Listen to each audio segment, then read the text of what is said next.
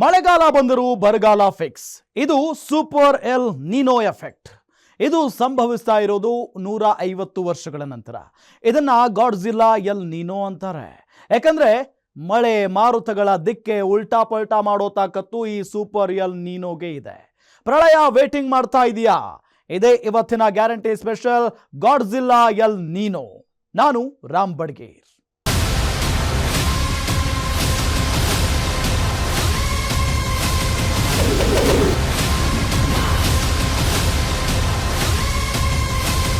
ಮಳೆ ಹಾಕೊಂಡು ಹೊಡಿತಾ ಇದೆ. ಮಳೆಗಾಲ ಶುರುವಾಗೋಕ್ಕೂ ಮೊದಲೇ ಮಳೆ ಬರ್ತಾ ಇದೆ.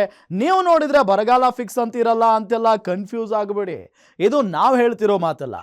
NOAA-ECMWF ನಂತರ ಜಾಗತಿಕ ಹವಾಮಾನ ಸಂಸ್ಥೆಗಳು ಕೊಟ್ಟಿರೋ ಎಚ್ಚರಿಕೆ.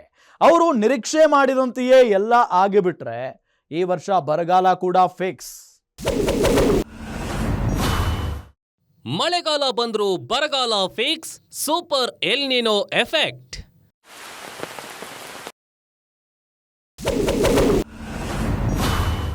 ನೂರ 50 ವರ್ಷಗಳ ನಂತರ ಭೀಕರ ಭೀಭತ್ಸ ಗಾಡ್ಜಿಲ್ಲಾ ಎಲ್ ನೀನೋ.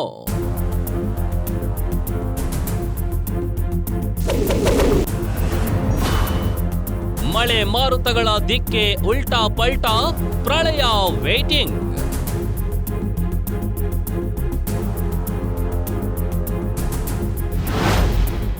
ಮೇ 26ಕ್ಕೆ ಮಾನ್ಸೂನ್ ಮಾರುತಗಳು ಭಾರತಕ್ಕೆ ಎಂಟ್ರಿ ಕೊಡಬೇಕು. ಹಾಗಂತ ಮಳೆಯೇ ಆಗಿಲ್ವಾ ಅಂದ್ರೆ ಆಗಿದೆ. ಆದ್ರೆ ಮಾನ್ಸೂನ್ ಮಳೆ ಶುರುವಾಗಿಲ್ಲ. ಅಂಡಮಾನ್ ನಿಕೋಬಾರ್ ದ್ವೀಪಕ್ಕೆ ಬಂದಿರೋ ಮಾರುತಗಳು ಇನ್ನೂ ಕೇರಳದ ಗಡಿ ದಾಟಿಲ್ಲ. ವೀಕ್ಷಕರೇ, ಆಗ್ಲೇ ಪರಿಸರ ತಜ್ಞರು ಕೊಡ್ತಿರೋ ಎಚ್ಚರಿಕೆ ಏನ್ ಗೊತ್ತಾ? ಈ ಬಾರಿ ಭಾರತಕ್ಕೆ ಬರಗಾಲ, ಬೆಂಕಿ ಕಾಲ, ಪ್ರವಾಹ ಕಾಲ, ಪ್ರಳಯ ಕಾಲ ಎಲ್ಲವೂ ಒಟ್ಟೊಟ್ಟಿಗೆ ಅಟ್ಕಾಯಿಸ್ಕೊಳ್ತಿವೆ ಅನ್ನೋ ವಿಚಾರವನ್ನ. ಅದಕ್ಕೆಲ್ಲ ಕಾರಣ ಒಂದು ಪ್ರಾಕೃತಿಕ ಬದಲಾವಣೆ, ಅದೇ ಎಲ್ ನೀನೋ.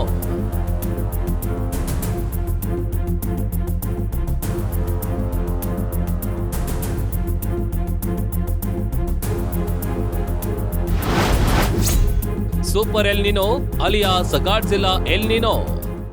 ಬರೀ ಎಲ್ ನೀನೋ ಅಲ್ಲ, ಸೂಪರ್ ಎಲ್ ನೀನೋ. ಅದಕ್ಕೆ ಗಾಡ್ಜಿಲ್ಲಾ ಎಲ್ ನೀನೋ ಅಂತಾನೂ ಕರೀತಾರೆ. ಜೂನ್ ಮೊದಲ ವಾರಕ್ಕೆಲ್ಲ ಮಳೆಗಾಲ ಶುರುವಾಗುತ್ತೆ. ಕೇರಳಕ್ಕೆ ಬಂದ ನಂತರ ಕರ್ನಾಟಕಕ್ಕೆ 10 ದಿನ ಲೇಟ್ ಆಗಬಹುದು. ಬಂದೇ ಬರುತ್ತೆ. ಆದರೆ ಇಷ್ಟೇ ಮಳೆ ಆಗುತ್ತೆ ಅನ್ನೋದಕ್ಕೆ ಯಾವುದೇ ಗ್ಯಾರಂಟಿ ಇಲ್ಲ. ಎಲ್ ನೀನೋ ಅಂದ್ರೇನೆ ಅದು.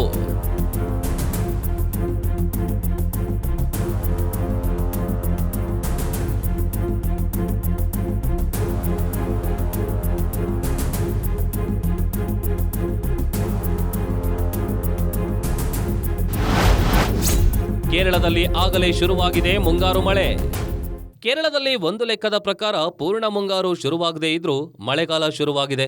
ಚಂಡಮಾರುತದ ಸುಳಿಗಾಳಿ, ಬಂಗಾಳ ಕೊಲ್ಲಿಯ ವಾಯುಭಾರ ಕುಸಿತದ ಪರಿಣಾಮ ಭರ್ಜರಿ ಮಳೆಯೇ ಸುರಿತಾ ಇದೆ. ಕಾಸರಗೋಡು, ಅಲಪ್ಪಿ, ಎರ್ನಾಕುಲಂಗಳಲ್ಲಿ ಆಗಲೇ ಆರೆಂಜ್ ಅಲರ್ಟ್ ಘೋಷಣೆಯಾಗಿದೆ.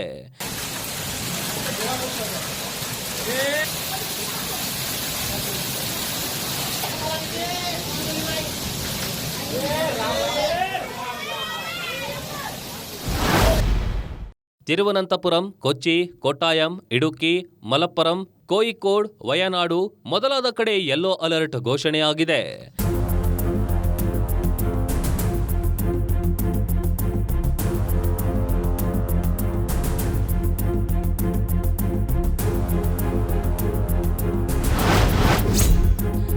ರಿಂದ 90 ಕಿಲೋಮೀಟರ್ ವೇಗದಲ್ಲಿ ಮಳೆಗಾಳಿ. ಕೇರಳದ ಬೆಟ್ಟ ಗುಡ್ಡ ಪ್ರದೇಶಗಳಿಗೆ ನೋ ಎಂಟ್ರಿ. ಹೌದು, ಮಳೆಗಾಳಿಯ ವೇಗವೇ 40ರಿಂದ 90 ಕಿಲೋಮೀಟರ್ ವೇಗದಲ್ಲಿದೆ. ನದಿಗಳ ಹಿನ್ನೀರು ಪ್ರದೇಶಗಳಲ್ಲಿ ಹೌಸ್ ಬೋಟ್ ಪ್ರಯಾಣ ಮಾಡುವವರಿಗೆ ನದಿಗಳಿಗೆ ಇಳಿಯದಂತೆ ಎಚ್ಚರಿಕೆಯೂ ರವಾನೆಯಾಗಿದೆ. ಕೇರಳದ ಬೆಟ್ಟಗುಡ್ಡ ಪ್ರದೇಶಗಳಿಗೆ ಚಾರಣಿಗರು ಹೋಗದಂತೆ ಈಗಾಗಲೇ ನಿರ್ಬಂಧ ಹೇರಲಾಗಿದೆ.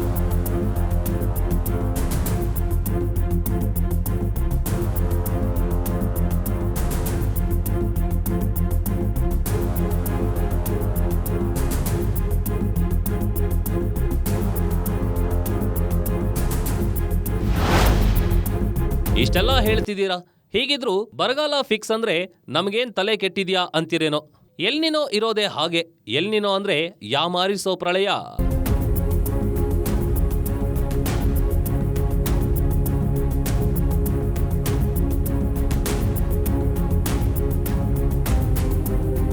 ಹೌದು, ಎಲ್ ನೀನೋ ಯಾಮಾರಿಸುತ್ತೆ. ಮರುಭೂಮಿಯಲ್ಲಿ ಮರೀಚಿಕೆ ಕತೆ ಕೇಳಿದ್ದೀರಲ್ಲ. ಎಲ್ ನೀನೋ ಅಂದ್ರೆ ಹಾಗೆ.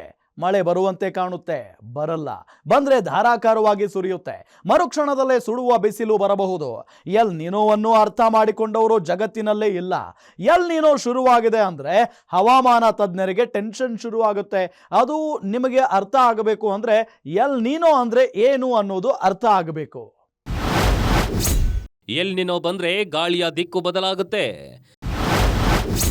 ಪಶ್ಚಿಮ ಭಾಗದ ಬಿಸಿಗಾಳಿ ಪೂರ್ವಕ್ಕೆ ನುಗ್ಗುತ್ತದೆ. ಗಾಳಿಯ ಶಕ್ತಿ ಕಳೆದುಕೊಳ್ಳುತ್ತಾ ಹೋಗುತ್ತದೆ. ಸಮುದ್ರದ ಮೇಲ್ಮೈ ತಾಪಮಾನ 0.5ರಿಂದ 2 ಡಿಗ್ರಿಗೂ ಏರುತ್ತದೆ.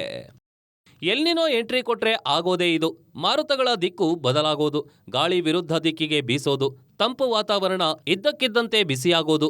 ಸಮುದ್ರದ ಮೇಲ್ಮೈ ತಾಪಮಾನ 0.5ರಿಂದ 2 ಡಿಗ್ರಿಗೂ ಏರಬಹುದು. ಅದನ್ನು ಮೀರಿ ಹೆಚ್ಚಾಗಬಹುದು.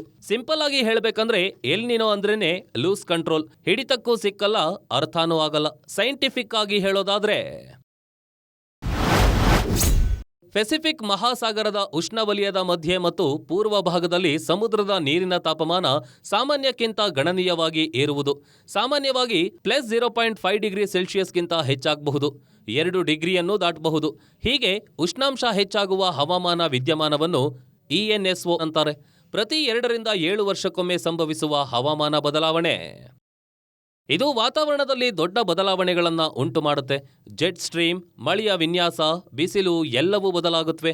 ಸರಳವಾಗಿ ಹೇಳಬೇಕಂದ್ರೆ ವಾತಾವರಣವೇ ಬದಲಾಗುತ್ತೆ.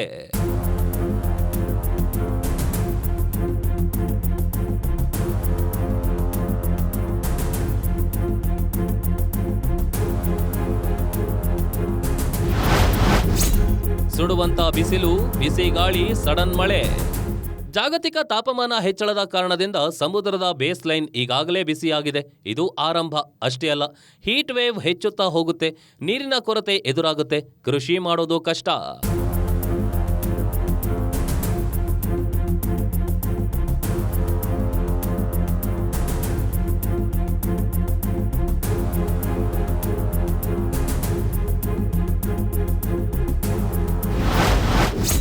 ಭಾರತಕ್ಕೆ ಎಲ್ ನಿನೋ ಇಂಪ್ಯಾಕ್ಟ್ ಏನು?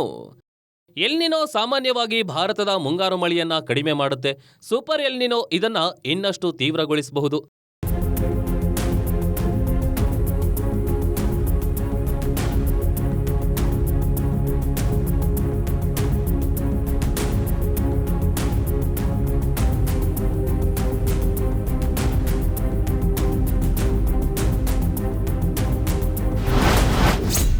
L ನಿನೋ ರೂಪುಗೊಳ್ಳೋ chance 90%. ಹವಾಮಾನ ತಜ್ಞರ ಪ್ರಕಾರ ಎಲ್ ನಿನೋ ರೂಪುಗೊಳ್ಳೋ ಸಾಧ್ಯತೆ 85ರಿಂದ 90ರಷ್ಟಿದೆ. ಮೇ, ಜೂನ್, ಜುಲೈ 2026ರಲ್ಲಿ ಎಲ್ ನಿನೋ ರೂಪುಗೊಳ್ಳುವ ಸಾಧ್ಯತೆ ಜಾಸ್ತಿನೇ ಇದೆ. ಸೂಪರ್ ವೆರಿ ಸ್ಟ್ರಾಂಗ್ ಆಗುವ ಸಾಧ್ಯತೆ 37% ಇದೆ. This is very very danger.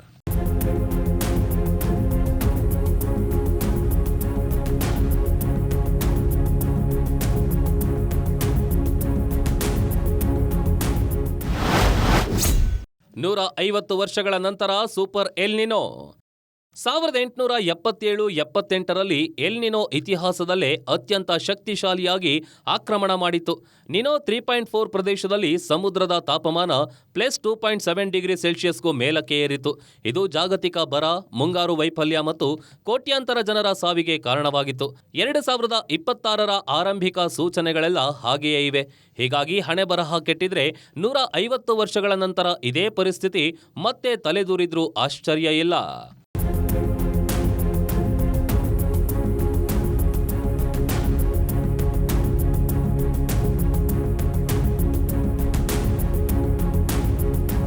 ಇದೆಲ್ಲದರ ಪರಿಣಾಮ ಕರ್ನಾಟಕದಲ್ಲಿ ಏನಾಗಬಹುದು ಅದೇ ಭಯ ಹುಟ್ಟಿಸ್ತಾ ಇರೋದು. ಈಗಿನ ಎಲ್ ನೀನೋ ಪರಿಣಾಮ ಮೇಜರ್ ಇಂಪ್ಯಾಕ್ಟ್ ಮಾಡೋ ಸಾಧ್ಯತೆ ಇರೋದು ಉತ್ತರ ಕರ್ನಾಟಕದಲ್ಲಿ. ಈಗಾಗಲೇ ಉತ್ತರ ಕರ್ನಾಟಕದಲ್ಲಿ ಆಲಿಕಲ್ಲು ಮಳೆ ಬಂದಿರೋ ಸೂಚನೆ ಇದೆಯಲ್ಲ, ದಟ್ ಈಸ್ ಆಲ್ಸೋ ಎಲ್ ನೀನೋದ ಎಫೆಕ್ಟ್ ಅಂತಿದ್ದಾರೆ. ಭಾರತದ ಒಟ್ಟು ಮುಂಗಾರು ಮಳೆ 92% LPA. LPA ಅಂದ್ರೆ ಲಾಂಗ್ ಪೀರಿಯಡ್ ಆವರೇಜ್ ಅಂತ ಅರ್ಥ. ಅಂದ್ರೆ ದೀರ್ಘಾವಧಿ ಸರಾಸರಿ ಮಳೆ ಅಂತ. ಈ ಆವರೇಜ್ನ 50 ವರ್ಷಗಳ ಮಳೆಯ ಪ್ರಮಾಣ ಲೆಕ್ಕ ಹಾಕಿ ಒಂದು ಬೆಂಚ್ ಮಾರ್ಕ್ ಇಟ್ಕೊಂಡಿರ್ತಾರೆ. ಆ ಬೆಂಚ್ ಮಾರ್ಕ್ಗಿಂತ ಕಡಿಮೆ ಮಳೆ ಆಗಬಹುದು ಎನ್ನುವುದು ಒಂದು ಅಂದಾಜು.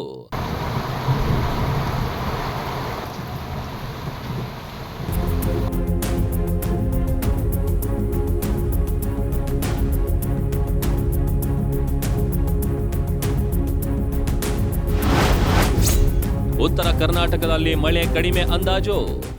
ಕರ್ನಾಟಕದಲ್ಲಿ ಉತ್ತರ ಕರ್ನಾಟಕ ಹಾಗೂ ಮಧ್ಯ ಕರ್ನಾಟಕ ಭಾಗದಲ್ಲಿ ಮಳೆ ಕಡಿಮೆ ಆಗಬಹುದು. ಕಲಬುರಗಿ, ಬೀದರ್, ರಾಯಚೂರು, ಬಳ್ಳಾರಿ, ವಿಜಯಪುರ, ಯಾದಗಿರಿ ಸೇರಿದಂತೆ ಕೆಲವು ಜಿಲ್ಲೆಗಳಲ್ಲಿ ಮಳೆ ಕಡಿಮೆ ಆಗುವ ಸಾಧ್ಯತೆಯಂತೂ ಇದೆ.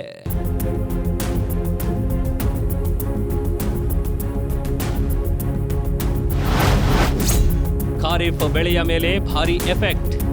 ಖಾರಿಫ್ ಬೆಳೆ ಅಂದ್ರೆ ತೊಗರಿ, ಜೋಳ, ಮೆಕ್ಕೆಜೋಳ, ರಾಗಿ, ದ್ವಿದಳ ಧಾನ್ಯಗಳು, ಹತ್ತಿ, ಸೂರ್ಯಕಾಂತಿ, ಭತ್ತ, ಕಬ್ಬು ಇತ್ಯಾದಿ ಇತ್ಯಾದಿ. ಈ ಬೆಳೆಗಳಲ್ಲಿ ಹೆಚ್ಚು ನೀರು ಕೇಳೋ ಬೆಳೆಗಳನ್ನ ಹಾಕದೇ ಇರೋದು ಒಳ್ಳೆಯದು. ಎಲ್ ನಿನೋ ಪರಿಣಾಮ ಮಳೆ ಬಂದ್ರೂ ಬರಬಹುದು, ಬರ್ದೇ ಇದ್ರೂ ಇರಬಹುದು.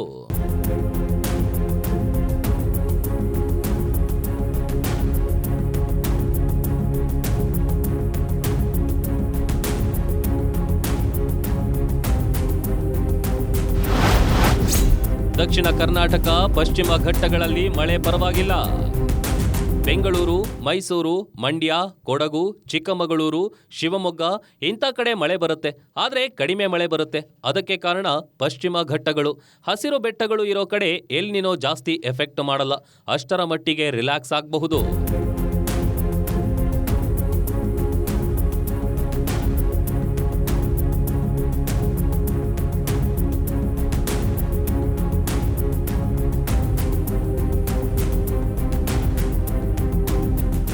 ಈ ಎಲ್ ನೀನೋ ನಡೆಯೋದು ಪೆಸಿಫಿಕ್ ಮಹಾಸಾಗರದಲ್ಲಿ. ಇಲ್ಲಿ ಅಲ್ಲ, ಸಾವಿರಾರು ಕಿಲೋಮೀಟರ್ಗಳ ದೂರದಲ್ಲಿ ಸಂಭವಿಸೋ ಎಲ್ ನೀನೋ 4-5 ವರ್ಷ ಮಳೆಯ ಮಾರುತಗಳನ್ನೇ ಉಲ್ಟಾಪಲ್ಟಾ ಮಾಡಬಹುದು. ಪ್ರತಿ 4 ವರ್ಷಗಳಿಗೊಮ್ಮೆ ಪೆಸಿಫಿಕ್ ಸಾಗರದಲ್ಲಿ ಉಷ್ಣಾಂಶ ಬದಲಾಗುತ್ತೆ. ಅದು ಜಗತ್ತಿನ ಅತಿ ದೊಡ್ಡ ಸಾಗರ. ಹಾಗೆ ಬದಲಾಗುವ ಉಷ್ಣಾಂಶ ಮಳೆ ಮಾರುತಗಳ ದಿಕ್ಕನ್ನೇ ಬದಲಿಸುತ್ತೆ. ಅದನ್ನೇ ಎಲ್ ನೀನೋ ಎಫೆಕ್ಟ್ ಅಂತಾರೆ.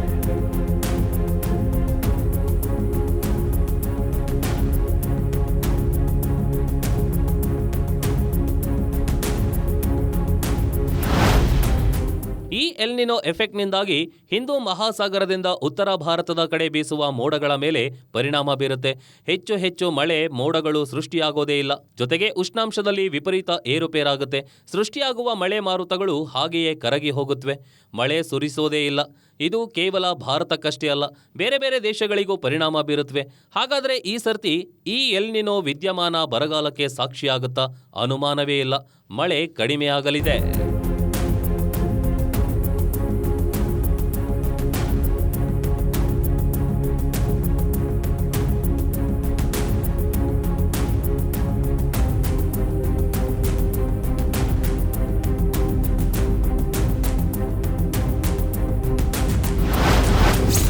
ಎಲ್ ನಿನೋ ನೀವು ಗಮನಿಸಿರ್ತೀರಾ? ಏನಾಗಿರುತ್ತೆ ಗೊತ್ತಾ?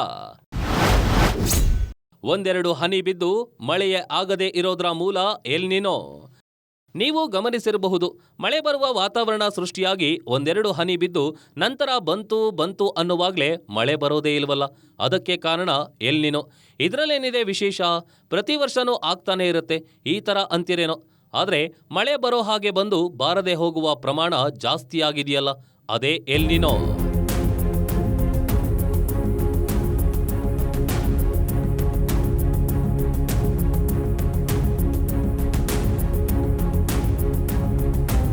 ಎಲ್ ನೀನೋ ಅರ್ಥ ಮಾಡ್ಕೊಳ್ಳೋ ಸಿಂಪಲ್ ವಿಧಾನ ಅಂದ್ರೆ, ಮಳೆ ಬರೋ ತರ ಆಗಿ ಒಂದೆರಡು ಹನಿ ಬಿದ್ದು ಮಳೆ ಬರದೆ ಹೋಗೋ ಘಟನೆಗಳು ಹೆಚ್ಚಾಗೋದು. ಇಲ್ಲ ಅಂದ್ರೆ ಮಳೆ ಮೋಡ ಸೃಷ್ಟಿಯಾಗಿ ಇನ್ನೇನು ಮಳೆ ಬಂತು ಅನ್ನೋವಾಗ ಗಾಳಿ ಬಂದು ಮೋಡ ಎಲ್ಲ ಛಿದ್ರವಾಗಿ ಬಿಳಿ ಆಕಾಶ ಕಾಣೋದು. ಎಲ್ ನೀನೋದ ಮೊದಲ ರಾಕ್ಷಸ ಮೋಡ ಅಲ್ಲ, ಗಾಳಿ, ಬಿರುಗಾಳಿ, ಸುಂಟರ ಗಾಳಿ.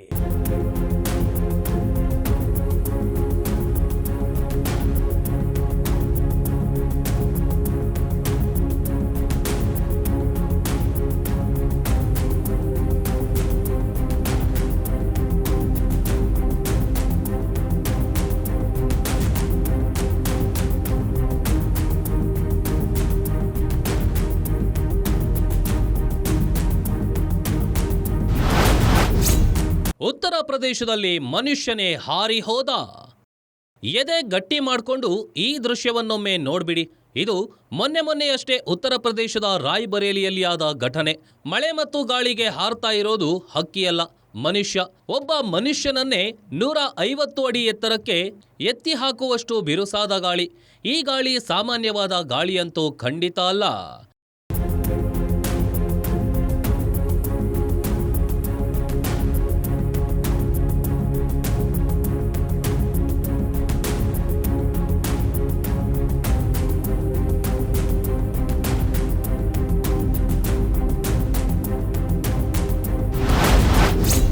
ಬೆಂಗಳೂರಿನಲ್ಲಿ ಕಂಡು ಕೇಳರಿಯದ ಆಲಿಕಲ್ಲು ಬಿರುಗಾಳಿ ಮಳೆ. ಇದು ಕಳೆದ ತಿಂಗಳು ಬೆಂಗಳೂರಿನಲ್ಲೇ ಸುರಿದ ಮಳೆ.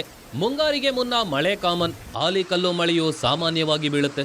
ಆದರೆ ಬೆಂಗಳೂರಿನಲ್ಲಿ ಈ ಬಾರಿ ಸುರಿದ ಮಳೆ ಆಲಿಕಲ್ಲುಗಳ ರಾಶಿ. ಬೀಸಿದ ಗಾಳಿಯ ವೇಗ, ಬಿದ್ದ ಮರಗಳ ರಾಶಿಯನ್ನೆಲ್ಲ ನೋಡಿದವರಿಗೆ ಇದು ಖಂಡಿತ ಸಾಮಾನ್ಯ ಮಳೆಗಾಲ ಅಲ್ಲ ಅನ್ನೋದರ ಅರ್ಥ ಆಗುತ್ತೆ.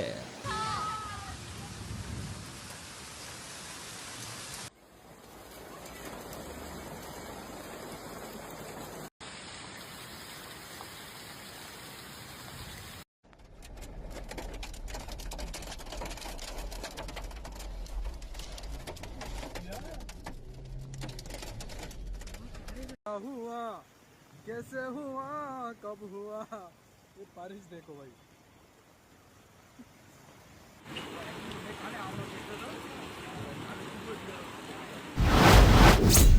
ಆಲಿಕಲ್ಲು ಮಳೆಗೆ ಕಲಘಟಕಿ ಕಾಶ್ಮೀರವಾಗಿತ್ತು.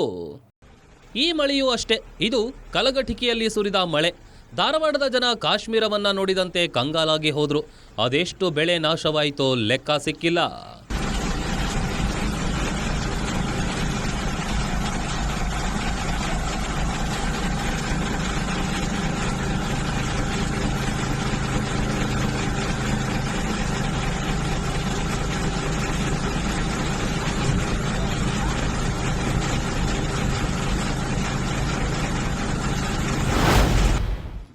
ಇದು ಕೂಡ ಉತ್ತರ ಪ್ರದೇಶದ್ದೇ ದೃಶ್ಯ. ನಿರ್ಮಾಣ ಹಂತದಲ್ಲಿದ್ದ ನೀರಿನ ಟ್ಯಾಂಕರ್ ಅನ್ನೇ ಎತ್ತಿ ಕೆಳಗೆ ಬಿಸಾಕಿದೆ ಗಾಳಿ.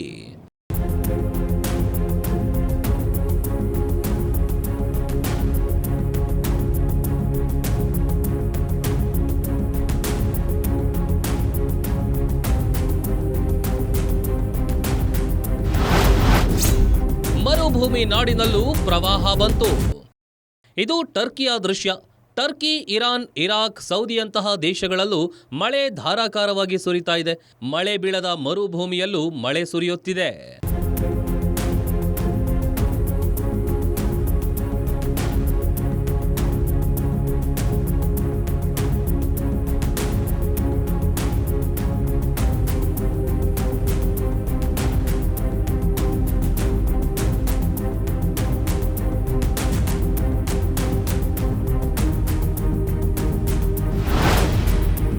ನೀವೀಗ ನೋಡ್ತಾ ಇರೋದು ಚೀನಾದ ಪ್ರವಾಹ. ಮಳೆಗಾಲ ಶುರುವಾಗುವ ಮೊದಲೇ ಈ ರೀತಿಯ ಪ್ರವಾಹವನ್ನು ಚೀನಾ ಹಿಂದೆಂದೂ ನೋಡಿರಲಿಲ್ಲ.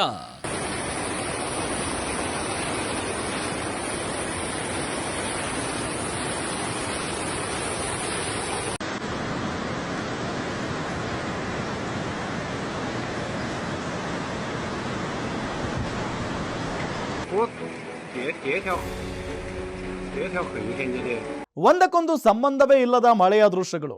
ಆಲಿಕಲ್ಲು ಮಳೆ ಸಾಮಾನ್ಯ, ಆದರೆ ಈ ಮಟ್ಟಿಗೆ ಬೀಳೋದು ಅನ್ಯಾಚುರಲ್. ಮರುಭೂಮಿಯಲ್ಲೂ ಮಳೆ ಕಾಮನ್, ಆದರೆ ಪ್ರವಾಹ ಬರುವಂತೆ ಮಳೆ ಆಗೋದು ಸಹಜ ಅಲ್ಲ. ಚೀನಾದಲ್ಲಿ ಪ್ರವಾಹ ಕಾಮನ್, ಆದರೆ ಮಳೆಗಾಲ ಆರಂಭಕ್ಕೂ ಮೊದಲೇ ಪ್ರವಾಹ ಬರೋದು ಕಾಮನ್ ವಿಷಯ ಅಲ್ಲ. ಅದೇ ಎಲ್ ನೀನೋ. ಈ ಎಲ್ ನೀನೋ ಬಗ್ಗೆ ಅಲರ್ಟ್ ಇರಲಿ. ಮಳೆ ಸುರಿತಾ ಇರೋ ಟೈಮ್ನಲ್ಲಿ ಬರಗಾಲ ಬರುತ್ತೆ, ಹುಷಾರ್. ಅಂದ್ರೆ ಜನ ನಗ್ತಾರೆ, ಆದ್ರೆ ಇದು ರಿಯಾಲಿಟಿ. ಈಗ ಮಳೆ ಸೃಷ್ಟಿಸಿರೋ ಅವಾಂತರಗಳನ್ನ ಒಂದ್ಸಲ ನೋಡ್ಕೊಂಡು ಬರೋಣ. ಬೆಂಗಳೂರಿನಲ್ಲಿ ಧಾರಾಕಾರ ಮಳೆ. ಏಪ್ರಿಲ್ ತಿಂಗಳ ಅಂತ್ಯದಲ್ಲಿ ಸುರಿದಿದ್ದ ಮಳೆ ಅದಾದ ನಂತರ ಸೂಚನೆ ಕೊಡುತ್ತಲೇ ಇತ್ತು. ಮಳೆ ದೊಡ್ಡ ಮಟ್ಟದಲ್ಲಿ ಆಗಿರಲಿಲ್ಲ. ಈಗ ಮಳೆಯಾಗಿದೆ. ನಂದಿನಿ ಲೇಔಟ್, ಮಲ್ಲೇಶ್ವರಂ, ಯಶವಂತಪುರ, ಜಾಲಹಳ್ಳಿ, ಮೆಜೆಸ್ಟಿಕ್ ಸೇರಿ ಹಲವೆಡೆ ಮಳೆಯಾಗಿದೆ. ಎಂದಿನಂತೆ ರಸ್ತೆಗಳು ತುಂಬಿ ತುಳುಕಿವೆ.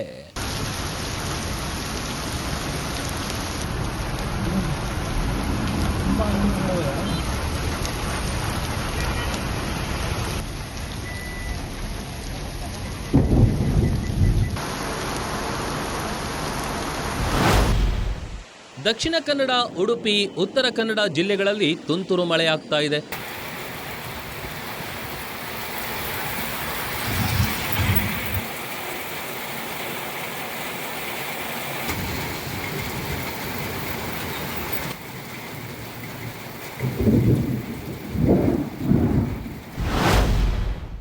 ಶಿವಮೊಗ್ಗ, ಚಿಕ್ಕಮಗಳೂರು, ಕೊಡಗು, ವಿಜಯನಗರ ಮೊದಲಾದ ಕಡೆ ದೊಡ್ಡ ಪ್ರಮಾಣದಲ್ಲೇ ಮಳೆ ಸುರಿಯುತ್ತಿದೆ.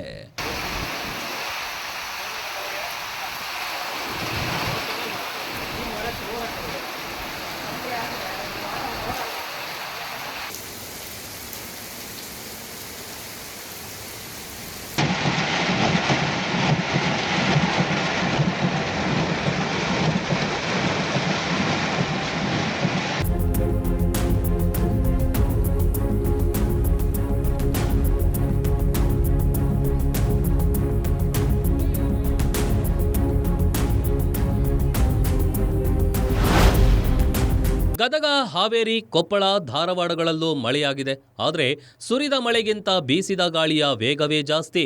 ಕಚ್ಚಾ ಮನೆಗಳು ಬಿದ್ದಿವೆ. ಹಾವೇರಿಯಲ್ಲಿ ಶಾಲೆಯ ಛಾವಣಿಯೇ ಹಾರಿ ಹೋಗಿದೆ.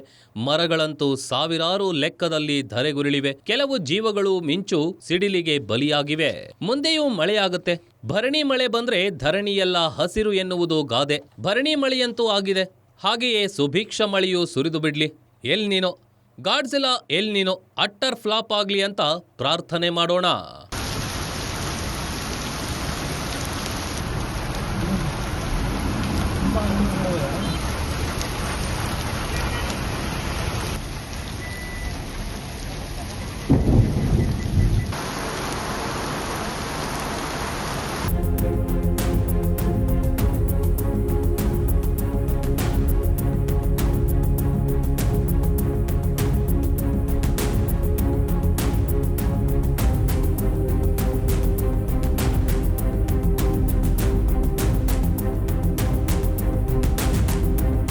ಎಲ್ ನೀನೋ ಫೇಲ್ಯೂರ್ ಆಗಲಿ ಅಂತ ಪ್ರಾರ್ಥನೆ ಮಾಡೋಣ.